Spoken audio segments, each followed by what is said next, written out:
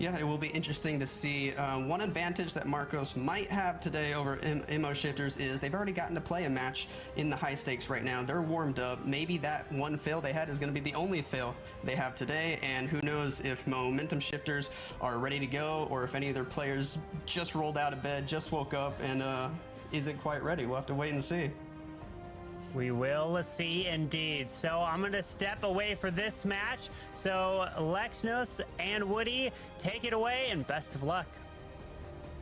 Thank you very much, Carmen. And yeah, it is 9 p.m. right now in India, so a little bit of a late performance that they'll have a chance to fight with, but similar along the other side of the match there, the Momentum Shifters are fighting from across the world, and they've got a player from the United Kingdom, one from Bangladesh, another from Germany, so a lot of international coordination for them. They're relying upon their teammates, really, though, to have their heads on straight and to do everything that they need without that, like, lightning fast adjustment. Teams that are not in the same room seem to have a little bit of a different cohesion, a little bit of a different synergy element as compared to teams that are fighting from different locations around the world. Now, I wonder if you can speak to that at all, Lexnos. What is the vibe and how is it different to have your teammates sitting there right with you as opposed to being on a voice call? Yeah, it really is interesting to see some of these international teams play together and compete. You know, I have experience myself playing with teammates from all over the world, and it is much different than competing with teammates that are all in the same time zone as you. And you know, at one point I was able to meet up with my teams and play one qualifier in person, and it just makes such a difference. I think we saw in the camera from that last match, the camera view of some of the players, I think it was the Dizzy team, it looked like two of them were competing in the same room, and man, you can just feed off of each other's energy when you're able to do that, and you're just not able to do that with the international teams. It's a lot more difficult. But here we go with Marcos Esports versus MO Shifters, and it looks like Tanwar is going to be going first for Marcos. He was the player who slipped up in that last match, so he's going in early here. He's confident. He wants to get his revenge and get his team set up on the right foot. So here we go, Woody. Marcos Esports versus Momentum Shifters. How about this? Let's get it on! Barbarian King is going to be marching with the Phoenix standard set up there, and a giant arrow cuts through the core of the base as the Archer Queen starts off on the bottom corner. Main army is going to be those dragons starting up on the top right side with the Grand Warden to protect them, and still holding on to the King, maybe for some additional funnel at the left side corner perhaps. Eternal Tone pops early though, and we'll get that blip all the way to the core, even though it's getting pushed back by Air Sweepers. That is not going to be enough to deny that first star as Balloons drop a big bomb and take the Town Hall down. It's super interesting to see how he's using the Queen on the bottom side of the base and the Dragons way over on the upper side of the base with little to no funneling on that 12 or 3 o'clock side. Usually you'll see some heroes, maybe even the Siege Barracks being used to keep those Dragons in the core of the base, but it looks like he purposefully has allowed for several groups of Dragons to peel off to the side, just relying solely on that Battle Blimp to take out the Town Hall. And fortunate for him here, no traps stopping him from doing just that. The Barbarian King and the Royal Champion working in tandem over on the left side of the base, popping their abilities. The Royal Champion with that oh so popular Haste File Hog Rider Puppet combo, just annihilating the core of the base. And geez, it's gonna be pretty quick too. Hot Hogs, a 3-star finish, and he shows off the screen before the result even happens on our spectator's device.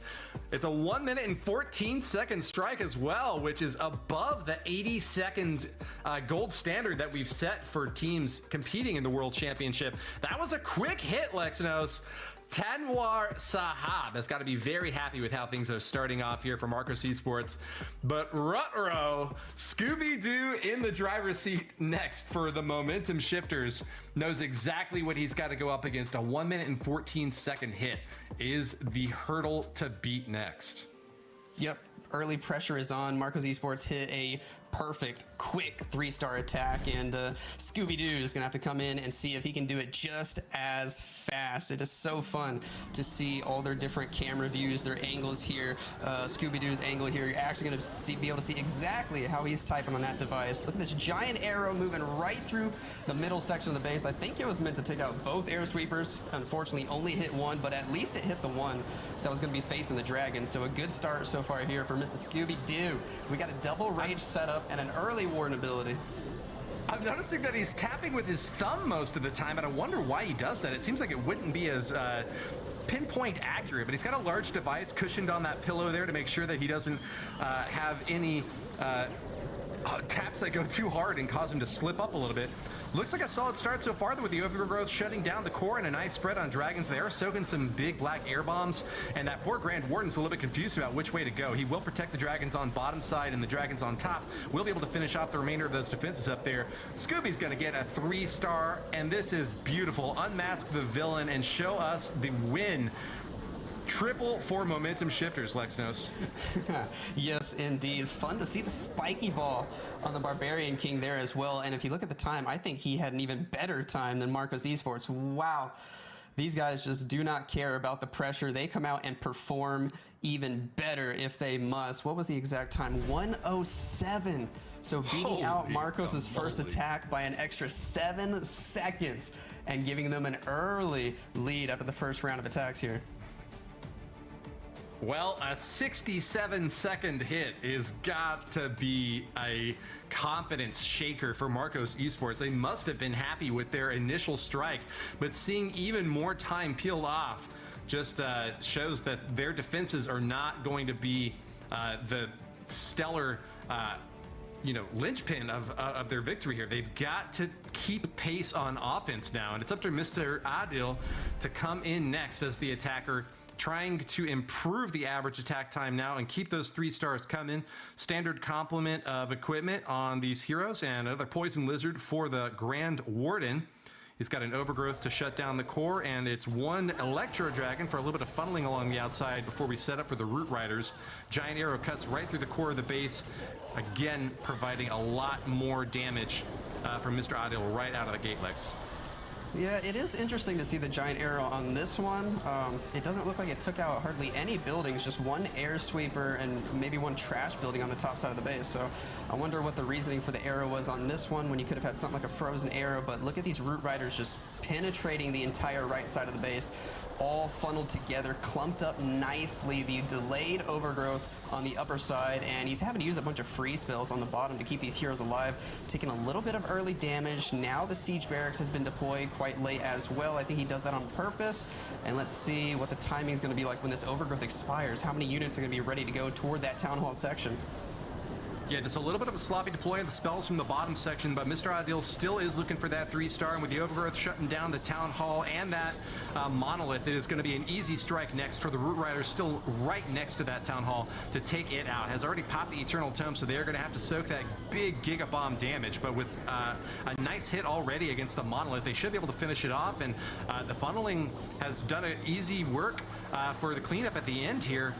A little bit close on that monolith, but 1 more shot from the Grand Warden should finish it off. There it is, and it's 100% in great time as well. Mr. Adil from Marcos Esports keeps this a very close war, Lex. Yep, not bad at all. It was did get just a little bit slow at the end. The cleanup there doesn't seem like he had any troops attacking the storages on the upper side of the base. Everything fizzled out over there, so that may have cost him a few extra seconds, slowing down their average attack duration by just a handful of seconds. But still, overall, relatively pretty quick attack, putting all the pressure right back onto their opponents. Leo gonna have to go in here and get stuff done for MO Shifters, and we'll have to see what he's coming in with. Well, the momentum shifters are in the driver's seat in an advantageous time spot. They know they've got a little bit of wiggle room, but don't want to give any opening at all to Marcos. Leo, the next striker, will be marching forth with another Root Rider army. Siege Barracks brought this time around, which can help out a lot against spaces that have so many buildings on the outer edges outside the walls. That is what we see here, and Leo very likely will be dropping that on the bottom or right side. Yep, for support on the funnel. That is what we see here, and that is going to bring out P.E.K.K.A.s and Wizards to shut down the outer edge. The CC is going to get pulled early, and it's going to be Ice Golems to try to slow things down. That is a little bit unfortunate on the time front, but it does give us even more confidence that this will be a 3-star, as not a whole lot of hit points getting peeled off of those Root Riders there. Great drop on the Rage spells as well. They are going to be cutting right into the core with protection from the Eternal Tome, Lex. Yes, he wasn't able to get the Royal Champion in the Eternal Tome, but it doesn't seem like it matters. The Spirit Fox goes invisible, all the targeting switches off of her, and onto the invincible Root Riders. He's got Super Hog Riders coming out of that Siege Barracks, working on the right side of the base that most of the Root Riders skipped. The Overgrowth on the Town Hall, Tornado Trap spinning some of his units in circles in the middle section of the base, but it doesn't matter. We can get past that section. The Overgrowth does expire, and take note of these delayed Super Bars that he drops from the bottom side of the base specifically to go target the Monolith. That is clutch. Do they take it out? Ooh, one more shot. Oh, not quite. I think he did miss with the free spell. Predict could have gotten both the Town Hall and the Monolith, and he would have saved himself a couple of seconds there. But overall, still a very, very strong hit for Leo. A 3-star to his name, and it's going to keep that average time way down and in Momentum Shifter's favor. It is going to be inching a little bit closer to being a tie, but still 4-second advantage for the Momentum Shifters off of a hot attack from Leo in the second round, Lex. Yes, we're still very close to tied. I mean, of course, stars are tied, just a little bit of time difference. And man, the pressure on these guys has got to be insane because every player feels like they are just forced to go for speed until somebody messes up, and that just plays such an impact on your plan, on how you're going to deploy everything. You cannot waste any seconds. You know, some of the attackers we were seeing in the other matches after somebody failed, they can take their time, they can switch things up, they can use a flame flinger for what felt like an entire eternity, but not right now. Not when time matters. You can't be using flame flingers in these attacks yet. Krishan Don, the next attacker for Marcos Esports, will be going up against Momentum Shifters Sean. We asked Krishan if he's got any rival in Clash of Clans, and he said no. There's no one that can stand up against him. A high task to prove that he belongs in the winner's bracket and can get that golden ticket for his team. Starting off in the bottom corner, it's going to be a charge of 2 heroes, the King and Queen paired together there to take a big chunk out of the space, and great funneling with those Super Barbarians as well, able to take down a couple of those exterior buildings to give an easy jump into that bottom compartment and take a shot at that enemy scatter shot. Meanwhile, those Root Riders are doing excellent work on the right corner, Lex. Yeah, I can't help but feel like the King was supposed to go inside the initial wall break and the Queen was supposed to stay outside. I think the funneling might have been a little late, but it was a great adjustment on the fly with the extra super barbs around the edge and then staggering the jump spell toward the outside, fixed everything. The overgrowth on the Town Hall and some of the defenses above it, we're getting just enough Valkyries to go take out that scatter shot on the right, and all the Root Riders now have to worry about the timing with the Ice Golems on defense, the overgrowth possibly expiring. This is going to be a really toxic core with a whole lot of damage coming up soon. Those 2 ricochet cannons are no joke either. 3 free spells, and that's got to be a little bit of comfort for him, although he misses the multi. A little bit of an unfortunate drop there.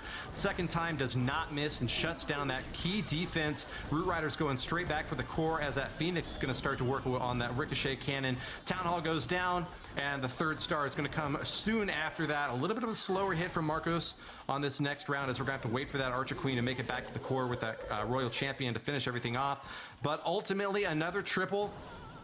Slow as can be. Slowing down a lot. That Giga Poison slowing everybody down with no spells left over. It is still a 3-star, so great job here from Marcos Esports, going 3 for 3 now, but man, their average attack duration is just going up and up and up. Not saving a rage spell for the core there with the, I think there was a Poison Tower and then the Giga Poison as well. No rage spell to help speed him up through that. It just double slowed him down that last chunk. Well, Momentum Shifters Sean is taking an opportunity to point out his next opponent. Mr. Odddeal is going to be right in his crosshairs. The next striker from Momentum Shifters knows that they now have quite a bit of time on their side and doesn't have to worry quite so much about a razor close finish. Instead, going to be taking it a little bit more careful to ensure that he gets everything set up perfectly for this 3-star strike. King in the top side is going to have a Phoenix paired with him. Siege Barracks is already down early on for some more funneling. Top side is going to be the Root Riders. Skeleton spell in that top compartment already to distract that enemy Expo and that Archer Queen. Meanwhile, offensive Archer Queen has been deployed. He is really going guns blazing against this base, Lex. Yes, he doesn't want to waste any time at all. You mentioned that he does have the opportunity to slow down here a little bit if he wants to, but he's just going for pure speed. Wants to be as fast as possible and maybe give his last 2 teammates the chance to have a little bit of wiggle room. That's probably his idea here. Super minions out of the siege barracks on the right side. That has been a common choice for these siege barracks. Even on ground attacks, those super minions tend to just do so much damage on offense, and a lot of these defenses, like that ground targeting Expo, cannot even see those super minions shooting them. Tornado Trap spinning his Barb King, and many of these Root Riders around in the middle section of the base. His Royal Champion healthy, his Queen going to ability. As the Overgrowth expires though, what's his spell support looking like? He still has another freeze and a rage to drop in on that core, but he is holding on to them for dear life. Really probably wants to drop them whenever he gets the core of that base assaulted with that Royal Champion. If he can get the drop on the Town Hall, Scattershot, and Multi-Inferno, that would be a fantastic value for that freeze. Does catch 2 of the 3 as the multi is going to be going down first, and we'll be able to finish off that last edge of the base without any problem at all. Momentum Shifters Sean has scored another 3-star for his squad, and at a sub-minute and 30-second mark will definitely keep time on his side. Will increase the overall time for Momentum Shifters, but still a 6-second average advantage is really, really tough to close out and overcome this late in the war. So, Lex, I gotta say the Momentum Shifters still are looking good for the win here. They are looking great. It's so scary to see how these guys are willing to risk saving the Town Hall to be the very last building. I mean, the amount of confidence you have to have is just crazy. One slight mistake, one hero dying early, and that could have been disastrous. But luckily there for the attacker, he had the King still with Phoenix, the Royal Champion with Spirit Fox going invisible, and I think the Queen for backup as well. So the plan went to plan, but man, it stresses me out just watching those.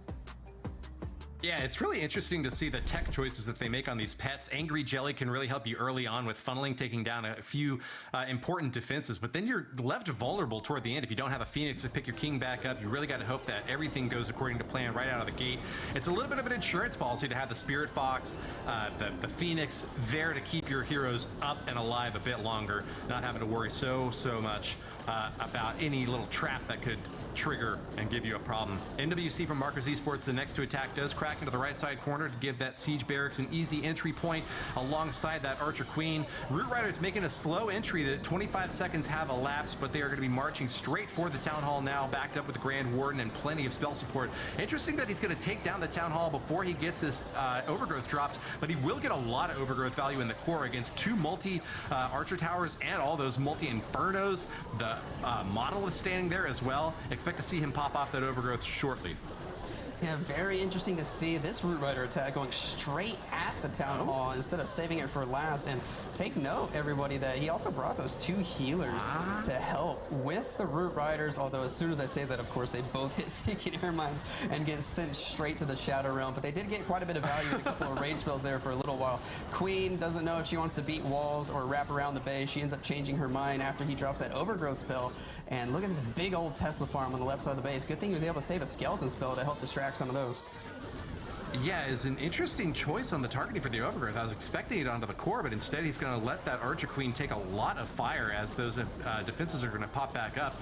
Does have the healer puppet though, and that's going to give her a little bit more cover as she will be able to get some more support as the remainder of those troops are marching back in. MWC takes a little sip as he's confident that that 3-star has been secured, but a little bit of a slow one once again from Marcos Esports, crossing that minute and 45 threshold. It seems like it's going to be impossible for them to win on time, and so they'll really need a solid defense against the Momentum Shifters. Nothing that you can be safe to expect against a team that almost always puts up 3-stars, Lex.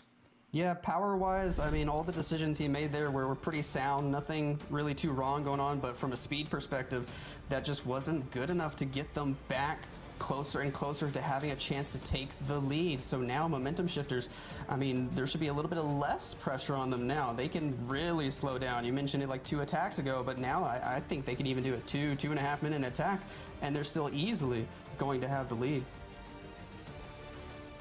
Well, let's take a look now at the Momentum Shifters getting another chance to move back into the action and prove that they deserve that spot in the upper bracket, going forth undefeated.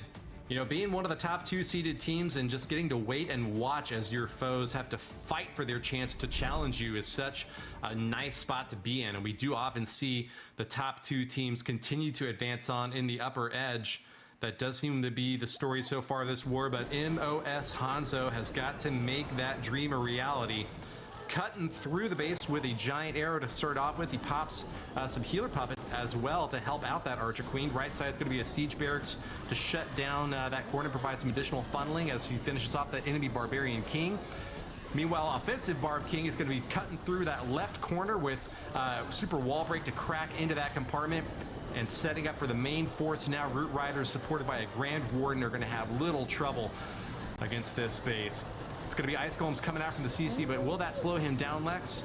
The 3 headhunters from the clan castle snipe his Archer Queen. He even invested a rage spell to keep her alive in combination with the healer puppet, but it wasn't enough.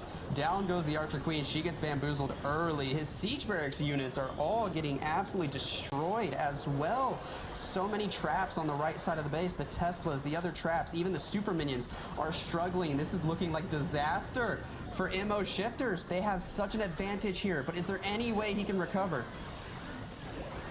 You just got to ask whether or not they got the value that they needed out of the gate. It was a really unfortunate hit for them to suffer, and it's really, once again, going to be very unfortunate that they're having to go for the Town Hall at the very end of this attack. I think that is going to be the main problem in the end here. Yeah, he is just running out of steam early on, and the Momentum Shifters have lost this war. If they can't get even a 2-star on this base, it seems like that is going to be the storyline here, as MOS Hanzo is just holding on to those spells without any chance to get any usage from them. Why didn't he drop the poison? I mean, it's easy to ask as a backseat driver, right? But poison onto those headhunters might have been the key move to keep his attack alive here. 3 spells left undeployed. He was unsure where to use them. This is going to cost his team big time. I think this is one of those cases of just a snowball effect. One little thing going wrong, the Archer Queen dying, and then he was just started to freak out. He was not sure how to fix it. He was trying to think of what to do next, maybe even asking his teammates where he should deploy something else in order to make up for it. And while he's distracted doing that, other parts of his attack just start falling apart, and it just snowballs into disaster. And now Marcos Esports have got to be smiling from cheek to cheek. They don't have to worry about anything. They can slow down. They can just hit their last attack here. Yeah, I see a lot of excitement in the chat from the fans of Marcos Esports who know that this is now their opportunity to advance. Only need one more strong hit from Amar Gupta, and if it is even a 2-star, that would be enough to guarantee a victory and advancement over the Momentum Shifters. That is a really easy bar to cross for a pro player, and can certainly expect to see him do so. Centralized Town Hall, but that is not going to be too difficult for him to reach. Probably isn't going to switch up his attack plan at all, though, as it is difficult to make a new plan on the fly. Cuts right to the core, though, and with those Earthquake spells, takes a massive chunk out of the center of the base, eliminating an air sweeper that could have caused some problems for this aerial army. Dragons get an early Eternal Tome to protect them, and with the Battle Blimp going straight for the Town Hall, this is going to be it. Lex, Marcos Esports have claimed the 1st star from the Town Hall, and at 50%, they will have won this war. This is looking great for Marcos Esports. It's so fun to see the Earthquake and the Lightning spells used in combination with the Giant Arrow there to snipe the Monolith early, also get an air sweeper. Amar Gupta gonna play it safe with that Battle Blimp for the Town Hall. That might have been his plan all along, but it definitely gives him that 2-star right away, and they are gonna be moving on in the upper bracket, taking out one of the top 2 seeds early out of the upper bracket, MO Shifters. Wow, and Amar Gupta still pushing along here, has a chance to get the perfect war for his team. Most of those dragons fizzling out, but the King still doing a great job of distracting that scatter shot, so those dragons can take it out. And of course, the Royal Champion is so strong with those equipments. The Hog Rider Puppet, the Haste Vial, so fast. She's able to get into that core, snipe all the defenses, and look at that, not slow either. A beautiful, perfect war for Marcos Esports. Amar Gupta, you love to see it. Another confident finish, and that's a 3-star strike that'll give Marcos Esports a perfect war. Their overall time coming in at 1 minute and 29 seconds average is not going to be a good sign for future matches, but that is a bridge that they can cross tomorrow, as they will be in the upper bracket waiting for their opponents in the next day of competition. The defenders now, momentum shifters, will get a walk-off performance from Zekin. The next and last to strike in this match is going to be going next against Amar Gupta. Yes, we'll get to see one more attack from them, and hopefully they can come out swinging here and finish with a strong attack, because even though it might not make a difference for the outcome of this particular match, it still does make a big difference for, you know, the way they feel going into the lower bracket. It can definitely help with their confidence. So let's see what he's able to do here. We got more Root Riders, and ooh, interesting to note, an Angry Jelly on the Archer Queen, which we do not get to see too often.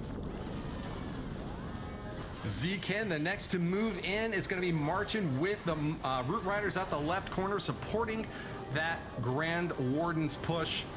He's making a big charge against that bottom corner where he gets an easy early Eagle Artillery taken down, bouncing that ball around in the core as the King is going to be taking lots of shots for this Archer Queen. Puppets to support her as well include a lot of healers, as that Phoenix will keep that King alive a little bit longer. Would be nice if he could take down the enemy Archer Queen, but no, gets the job done with Valks instead, and it's going to be another shot against the enemy Stone Slammer now, or no, not Stone Slammer, the Scatter Shot is what I was thinking of, as another one is going to get finished off on that right side thanks to those two heroes. He was able to save a lot of these spells for the remaining back end of the base, that one rage carrying through the right side, and he still has another rage on top of that left over, in combination with two freeze spells, popping that Royal Champ ability, freeze the Town Hall, super minions out of the Siege Barracks, able to help support. This is absolutely crushed. A nice finishing attack for MO Shifters. He's able to get it done for his team. Hopefully boost their confidence a little bit, but at the end of the day, it's not going to be enough to win this match in particular. I think he was trying to show off some sort of message in the last 2 seconds there. It looks like he was expressing some thanks for someone giving him some support. I'm trying to rewind it just so I can announce what that was. It says, pray for Ahmad. It sounds like one of his teammates who had been subbed out might need some prayers, and hoping that he recovers, gets better, is feeling all right. So maybe we'll get a chance to see him in competition again sometime soon. But the Momentum Shifters will close out with a 3-star strike. Marcos Esports does get the win on a 15-13 scoreline, but congrats to Zekin on a well-executed attack to finish this one, Lex. Yes, a very, very good attack, and we will get a chance to see MO Shifters again today in the lower bracket, so we'll see more of them. But this match, man, it was all about Marcos Esports. They had a little slip up in their first match of the day, but then, wow, did they come out swinging with confidence here in their second match, the perfect war, and they're moving all the way in to the upper bracket finals. Yeah, very exciting moment for a squad that has had difficulty in the past, but has been an often times strong contender in these World Championship events. It's not the end of it for them, though. They do have to get 2 more wins before they can clutch that golden ticket. But really, just winning one more match tomorrow will get them some sort of ticket, at least a silver. And so they've got to be very happy about knocking down Momentum Shifters. One of the top 2 teams with an early seeding advantage in the upper bracket semifinals will nonetheless be kicked down to the lower bracket. Well, they'll have to have another match today to fight for survival. What a strange turn of events for the Momentum Shifters to be with needing only just 2 wins to get a ticket. Now they and a possible ticket upgrade at that rate, but now instead are going to be in the lower bracket, where once again they're going to have to try to fight for their lives. Not a bad position for them, though, as that's where they fought from last month in order to make it all the way to the grand final, but still a very disappointing start for them, Lex. Yes, indeed, and it's fun to watch a lot of these highlights that are coming through here. This match was very full of Root Riders. I think we did have 1 or 2 Dragon attacks as well. The first couple of matches today were a little bit more spread out with a lot of Dragon attacks and some other armies as well, but this one very heavy on the Root Riders. Marcos Esports were not messing around. They wanted to use this one army that they were comfortable with here today. They did bring out, I think it was Amar Gupta with the Dragons at the end that secured the win, but overall just interesting to see the different armies that are being utilized, and I think not too many Angry Jellies in this one except that last attack with the Archer Queen. Yeah, well, alongside the Dragons and Root Riders, we have even also seen a Lava Loon hit. Players still are looking for the right chances to use those attacks, particularly when their teams are already ahead by a star. Still a very reliable strategy, albeit a little bit more slow. Let's take a look now at the match results as we see a victory for Marcos Esports has been written and etched in the history books.